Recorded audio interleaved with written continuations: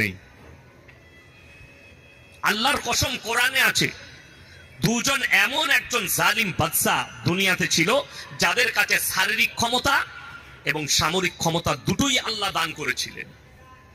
তার মধ্যে একজন হচ্ছে ফিরাউন, যে মিশরের মাটিতে দাঁড়িয়ে বলেছিল আলা রাব্বুকুমুল আলা, আমি তোমাদের রব আর আমি তোমাদের সব, আমার উপরে কেউ নেই, তোমরা যা চাওয়ার আমার কাছে চাইবে। আচ্ছা বলুন তো, বর্তমানে ফিরাউনের রাজত্ব আছে না শেষ হয়েছে? তার যে লস্কর ছিল, তার যে সৈন্য সামন্ত ছিল, তাকে এবং তার পুরো লস্করকে আল্লাহ দরিয়ায় ডুবিয়ে দিলেন। জোরে বলুন সুবহানাল্লাহ। তার সবকিছুর অস্তিত্ব মিটে গেছে।